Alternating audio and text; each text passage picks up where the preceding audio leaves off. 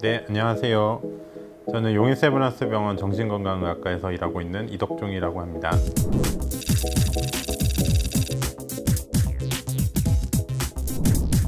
우리 뇌에는 이제 보상회로라고 하는 것이 있는데요. 일단 우리가 뭔가 성취를 하거나 어떤 만족을 얻거나 이랬을 때 이 보상회로가 자극이 되어서 여기서 이제 도파민이라고 하는 신경 전달 물질이 이제 분비가 되게 됩니다.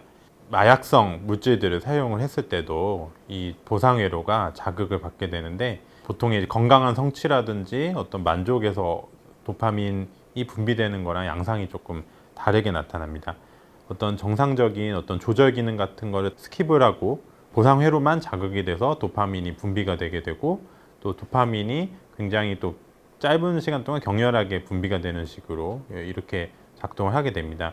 그래서 계속해서 이런 식으로 보상회로가 자극이 되게 되면 이 마약성 물질에만 계속해서 반응하는 식으로 이렇게 변형이 자꾸 일어나게 되는데, 이렇게 변형이 된 상태를 이제 중독 상태다라고 이야기를 합니다.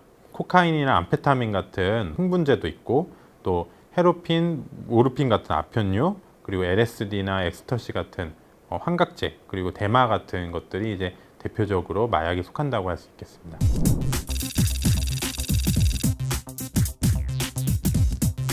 과거에 우리나라 이제 마약 청정국이라고 해서 마약에 비교적 안전한 나라로 알려졌었는데, 이제 유엔에서는 인구 10만 명당 20명 이하로 이제 마약 사범이 있는 경우를 이제 마약 청정국으로 분류를 합니다.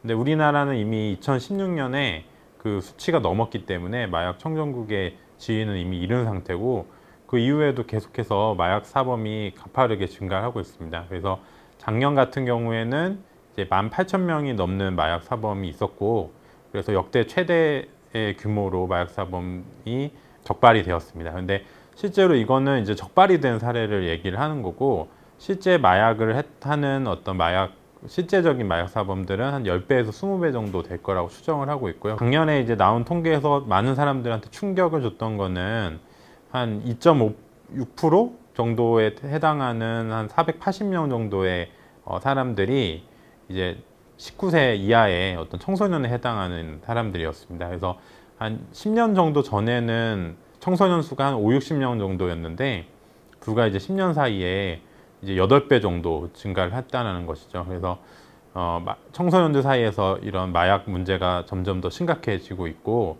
SNS 같은 것을 통해서 이제 구하기도 상대적으로 많이 쉬워졌기 때문에 청소년들이 마약을 구하고 접하는 그런 허들 자체가 좀 낮아진 상태라고 생각하실 수 있겠습니다.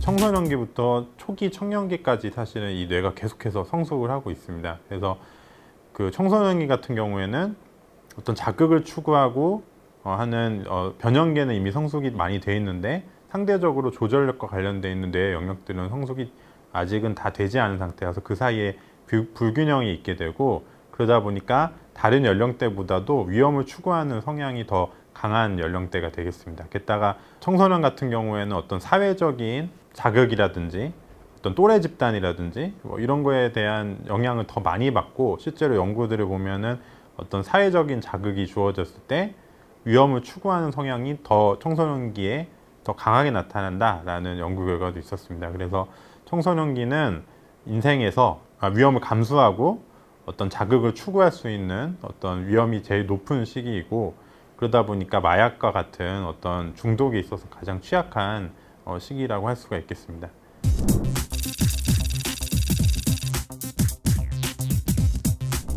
먼저 첫 번째는 마약은 내성을 가지고 있습니다. 이 마약은 내성이 아주 강력하기 때문에 처음에는 일종의 관문 역할을 하는 좀 약한 형태의 마약을 만약에 접촉했다고 하더라도 점차 더 강력한 마약을 추구하게 되고, 그 다음에 마약을 사용하는 형태도 더 빨리 뇌랑 신체에 영향을 주는 방식으로 점점 더 이제 마약을 사용하는 형태가 더 위험한 형태로 바뀌게 되는 성격이 있습니다. 그리고 마약을 더 많이 더 자주 사용하게 되는 식으로 될 거고요. 두 번째로는 이제 금단이 있습니다. 처음에는 내가 그것을 사용함으로써 얻는 환각이라든지 어떤 효과 때문에 사용을 했다 하더라도, 나중에는 이것을 사용하지 않으면 느끼는 금단의 고통이 너무 크기 때문에 어쩔 수 없이 사용하게 되는 식으로 점차 사용 형태가 바뀌게 되고, 그러다 보니까 앞서서 말씀드린 내성과 함께 이 금단 때문에도 사람들이 마약을 끊지 못하고 계속해서 사용하게 되는 식으로 진행을 하게 됩니다. 특히 마약 같은 경우는 일반적인 중독성 물질보다 당연히 더 중독성이 강한 물질이기 때문에 내성과 금단도 더 강하고, 그러다 보니까 이것으로부터 벗어나지 못하게 되는 확률이 훨씬 더 높다고 할 수 있겠습니다. 그 다음에 세 번째로는 마약을 사용했을 때 청소년기 같은 경우 특히 이제 뇌 성숙이 저하가 된다라는 것을 생각을 해야 됩니다. 이제 청소년기라는 건 아까도 말씀드렸지만 뇌가 성숙이 되는 시기이기도 한데요. 우리가 이제 뇌 신경세포와 신경세포 사이에 연결을 우리가 시냅스라고 합니다. 이 시냅스 같은 경우에는 2살에서 3살 정도 됐을 때 가장 많이 형성을 하게 되는데, 그 다음부터는 이제 성숙 과정을 거치면서 점차 이제 사용하는 회로는 점차 이제 강화가 되고, 사용하지 않으면은 정리가 되는 식으로 이렇게 시냅스가 일종의 가지치기라고 하는데, 그렇게 해서 성숙 과정을 거치게 됩니다. 그러니까 자꾸 사용하게 되는 부분은 점차 강화가 되고, 사용하지 않는 부분은 점차 쇠퇴하는 식으로 이렇게 뇌의 성숙 과정이 청소년기에 이루어지게 됩니다. 그러니까 뇌는 계속해서 학습을 하고 있기 때문에 청소년기에 어떤 경험을 하는지, 또 어떠한 신경회로를 많이 사용하는지에 따라서 그 사람이 뇌가 최종적으로 어떻게 성장할 것인지를 결정한다고 할 수 있겠습니다. 이거는 이제 인생에 한 번밖에 없는 중요한 시기가 되고 다시는 돌아오지 않습니다.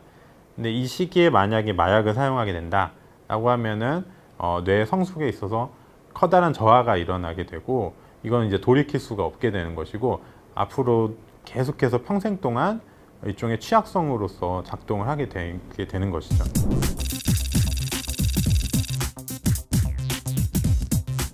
이제 마약은 내성과 금단을 가지고 있기 때문에 한번 시작하면 절대로 벗어날 수 없게 된다라는 것을 기억을 해주셨으면 좋겠고요.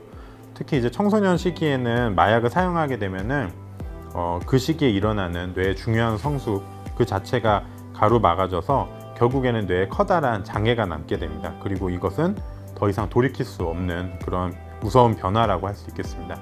이제 마약을 사용하게 되면은 이제 자신의 삶을 지배하는 것이, 또 자신의 삶을 끌고 가는 것이 그 자기 자신이 아니라 마약이 자기의 삶을 계속해서 끌고 가는 식으로 이렇게 무서운 변화가 생길 수 있다는 것을 기억을 해두시고, 청소년기에는 더욱더 마약과 같은 중독성 물질 사용에 경각심을 가져야 된다는 것을 마지막으로 강조를 하고 싶습니다.